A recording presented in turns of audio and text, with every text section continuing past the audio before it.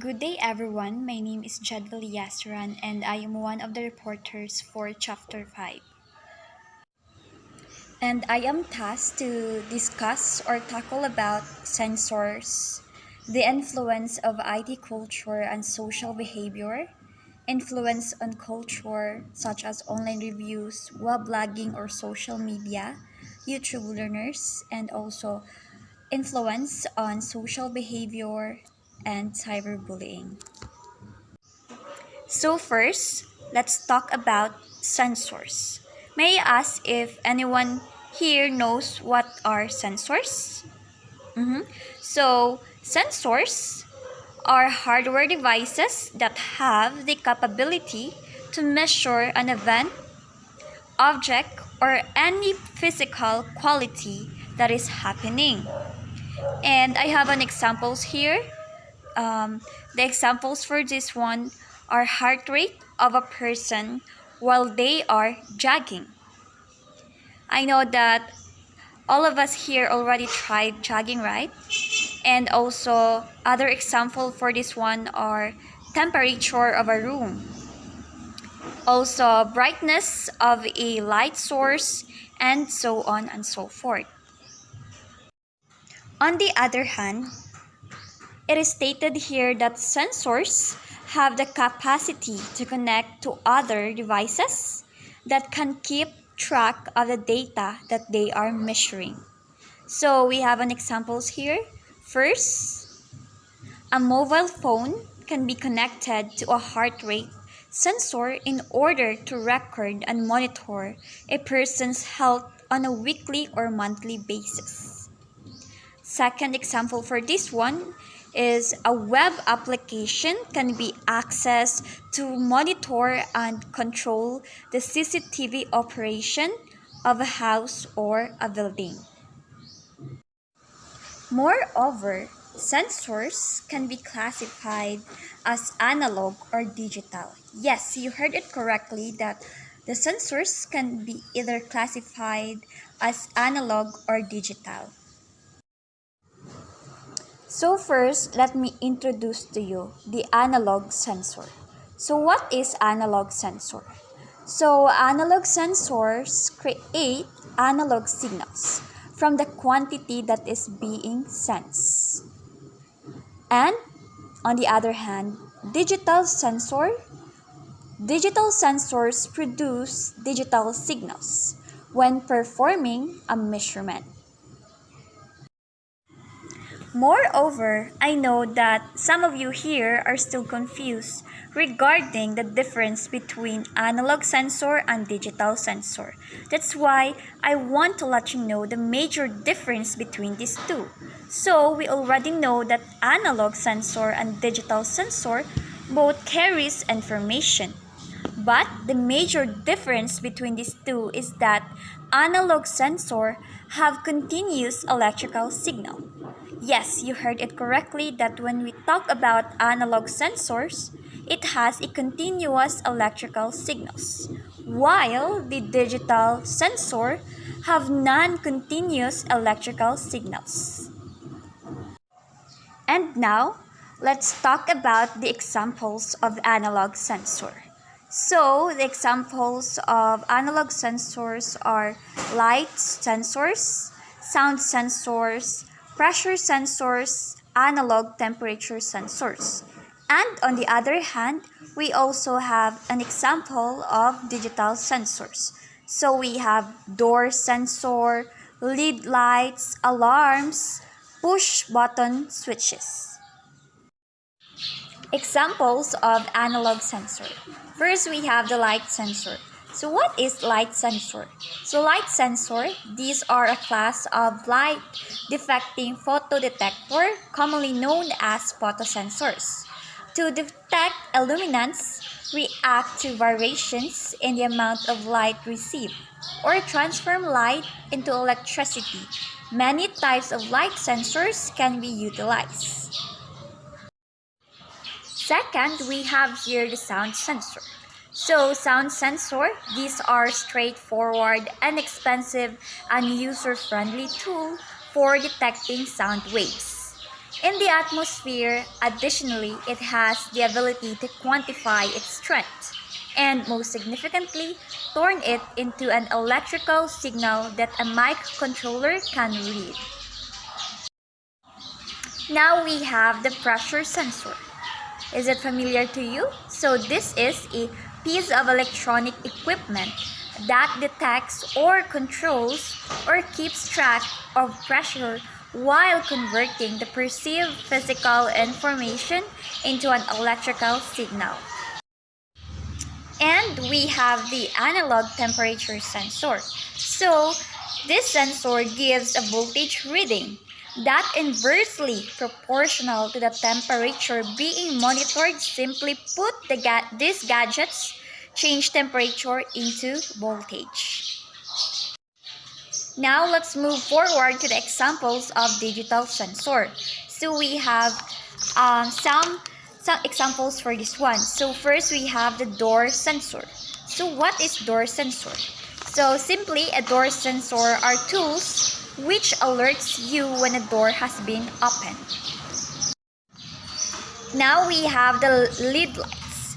So it is a diode that has been put into a clear housing and doped specifically for effective light emission. Next, we have the alarm sensor. Is it familiar to you? So these are devices which detects events that does not belong to the normal working environment, and it also sends signals to the alarm panel for processing. Now we have the last example for the digital sensor. So we have here the push button switches. So what are push button switches? So it is a type of switch that consists of a simple electric mechanism or an air switch mechanism in order to turn on or turn off something. In addition, sensors are also used in automation. So we have here an examples of sensors that are being used in automation. First, we have the temperature sensor. So it is stated here that this sensor is capable of measuring temperature as well as detecting its rise or fall. And in addition, I want you to know that temperature sensor is helpful in systems that are temperature sensitive, such as power plants and server rooms. Second, we have here the infrared or IR sensor. So it is stated here that this sensor often used for security purposes which detects infrared light. It is also commonly used along with an infrared light source. So, in addition, you might have seen it in movies in which a villain trying to access a restricted area, wherein would avoid crossing a series of IR sensors shown as beams or red lines, wherein breaking or crossing the beam of red line might cause of trigger alarm. Third, we have the ultrasonic sensor. So this sensor detects sound waves, such as how radars and sonars pick up sounds. So a perfect example for this one is the light fixture. So just try to imagine when the owner turn on the light fixtures by clapping his or her hands and turning it off when he or she claps again. So that's how the light fixtures work, and that's the perfect example for the ultrasonic sensor. Fourth, touch sensor. So this sensor will just have its function or will make itself function through touch. From the word itself, touch, that's why it will just work its function through touch. So our example for the touch sensor is that the new or latest version of Samsung and Apple devices. Samsung or Apple smartphones. So do you already know that there's already a one touch login in order to access the device, wherein instead of using a PIN code or a pattern, wherein combining a touch with biometrics can now access the content of their phones with just a single touch on the home button. Fifth, we have the proximity sensor. So this sensor is able to detect objects within a certain range, wherein even if the object is not physically touched, the sensor yet. So a perfect example for this one is when the light turns on if it detects a person is close by. And also this sensor helps save on electricity as well as secure the premises. 6. So we have the pressure sensor. So what is pressure sensor? So this sensor helps to determine the weight or impact of a certain object, wherein this sensor is normally used by manufacturing companies such as automobile companies in designing their airbag system, wherein they need to create an airbag that is strong enough to cushion a driver upon a head-on collision, but not too strong to injure him or her due to the recoil. Seventh, we have here the level sensor. So if we talk about the level sensor, this sensor can detect the level of fluids, liquids, grainy or granular materials such as powders and etc. On the other hand, this sensor, the level sensor, is used for disaster risk management system such as flood monitoring system. I know that you are already familiar about the disaster risk management system. So, I want to add a little information about the level sensor. So, level sensors are used to determine if a flooded street will be passable by light vehicles or not. So now we have the last sensor or last example of the sensors being used in automation. So we have here the smoke or gas sensor. So what is it? So this sensor is used to detect the presence of dangerous fumes such as carbon monoxide caused by fire. And I wanted to add information regarding this one. So we have an example for this. So we have the smoke alarms show how the sensor works. Nowadays, as what I've observed, technology is getting widespread. Like everywhere and anywhere we go, and even anytime, technology is really present. But at the same time, there are both issues, may it be positive or negative, relating to it. On the other hand, regardless whether the effect may be positive or negative, the sudden surge of ICT has already created an influence to us people and even to our lives, especially when it comes to the living that we are now practicing, which is more different from the traditional way that we once used. Moreover, since the technology is really more accessible nowadays, it's on us if how we would like this technology to affect on us on our lives. So, for example, if we want technology to affect us in a positive way, so it's on us to have a self-discipline, self-realization, and importantly, we should know how to properly use technology so that we can avoid the danger that might caused by the engaging on technology. Now, I will give you a little trivia. Did you know that our country, which is the Philippines, was formerly called the texting capital of the world? Yes, you heard it correctly, that our country was once called the texting capital of the world, and this happened on year 2015 because of its high number of SMS being sent and received. on a daily basis, and now of its high number of SMS is now dubbed as the most social nation, and this study is based in the study of Opera Mini. Based on Opera Mini have identified that mobile phone users in our country access social media more than any other sites. Now let's proceed with the facts based on the studies. So first, it is stated here that Philippines ranked first with an 86% page review. Second, the smartphone adoption rate has grown from 41% to 55% in just a span of 1 year, with Android as the most popular operating system.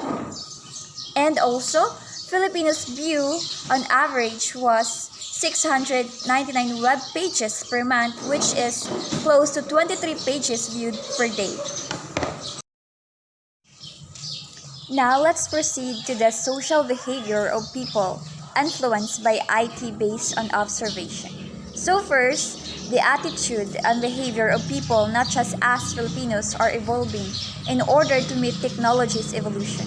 Yes, based on my observation also, I really agree with this statement, since I observed that not just Filipinos but a lot of people in the world are also adjusting and innovating themselves or ourselves just to be able to meet the technology's evolution. So, for example, the invention of the telephone in Athens, which paved the way for long-distance communication, wherein instead of going to others' house or people's place and have a face-to-face communication, a lot of people already use telephone, wherein they're just gonna talk using the telephone, even they are far away from each other. And on the other hand, people call each other on their mobile phones just to ask what they want for lunch, dinner, and breakfast. And this started in year 2017. In addition, in previous chapters, it is mentioned how online commerce started on the web, but later on, it evolved into a mobile platform, revolutionizing the way customers buy products and services. And just like, for example, if you notice that if we compare the way of buying and selling nowadays to the traditional way, for example, to the traditional way back before, is that the process of buying and selling something is just happening personally without using the technology. But nowadays, as you might observe, the same thing, I observed that the selling and buying was already being online. For example, some people is buying or selling something through Facebook, through TikTok account and Shopee account. And others are having or making live on Facebook to sell something. Now let's proceed to the influence on culture. So first, we have here the online reviews. So did you know what is online reviews? So online reviews, these are reviews or comments of a product or service made by a consumer who has already experienced the service or buy a product. So I really agree that online reviews can really influence us. For example, you ate in the restaurant and you like the food, and then they ask you to have a online review regarding this one. So you rate it and you commented it, like you commended this restaurant. And then a lot of people saw your rating to this restaurant or your comment or feedback to this restaurant. And then you help them to have an idea where to eat next time, because you already influenced them by using the online reviews, which will help also the owner of the restaurant. Second thing that we have here is the web blogging or social media. So it is stated here that it has discussion or informational website that is published in the World Wide Web or WWW. That consists of discrete or often informal diary style text entries or posts. So I know that a lot of you here already know a lot of web bloggers. Yes, in social media, wherein we can saw them posting their stories like what they are doing on that specific day. Like for example, they go on a trip, they eat on that restaurant, and so on and so forth. And that web blogging or social media or their posts on social media can also influence us. For example, when they go to a Boracay or where they have their vacation. So it's giving us the idea that that place is really nice to go on vacation, wherein it's already influencing us based on their posts on their social media or web blogging.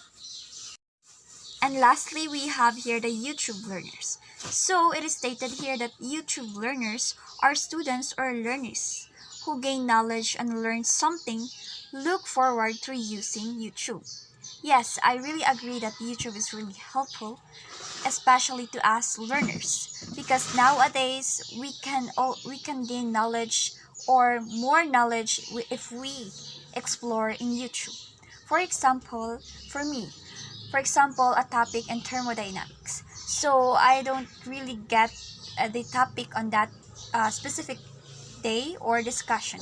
So for me to be able to cope up with the topic that we had with our class, I tried to explore on the YouTube, and then I found out some videos that helped me to learn more about the topic. And also, as you might observe that a lot of people nowadays is using YouTube to learn something, not just on traditional way like reading books or in classroom, which is really helpful also because we are being advanced in learning. So now we will proceed to the influence on social behavior. So we have here the main social behavior that is influenced by the ICT or technology. So we have here the cyberbullying. I know a lot of you here already know what is cyberbullying. It's like you already get bullied on online, or you are the one who bullied. So here we have here. So what is cyberbullying? So it is stated here that these are behaviors, choices, especially of the teenagers or adolescents which are influenced by technologies. And also it is unwanted, hostile behavior done by individuals to other people in the hope of gaining control over them.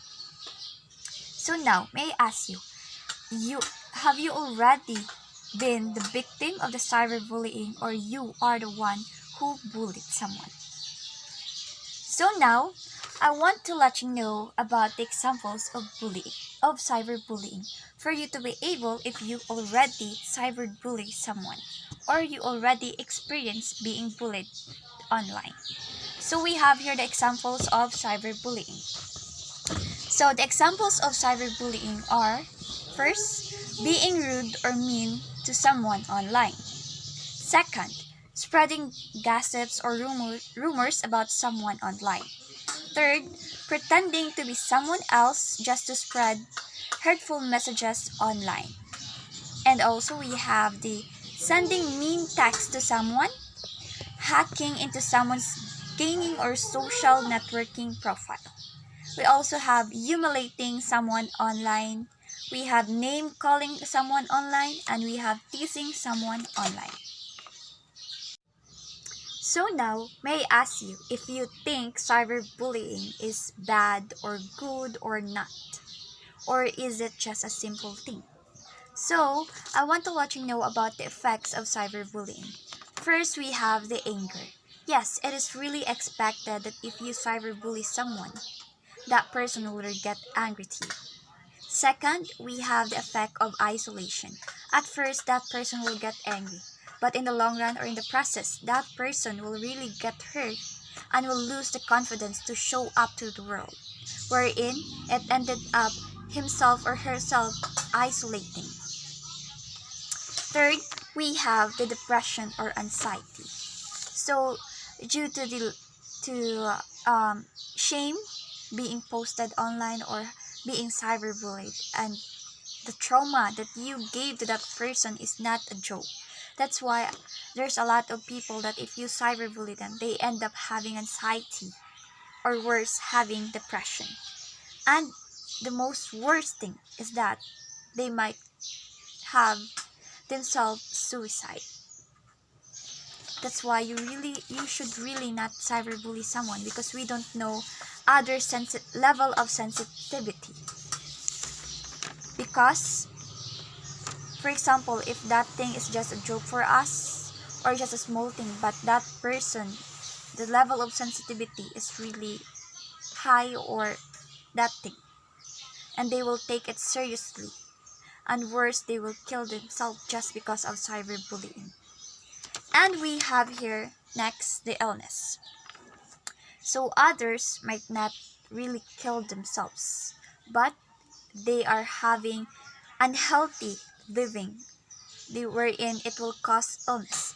Wherein, for example, if you cyberbully someone and they lost the ability to eat, they lost to eat every day or properly, and it might cause them having illness, or they will hurt themselves, that might cause illness to themselves.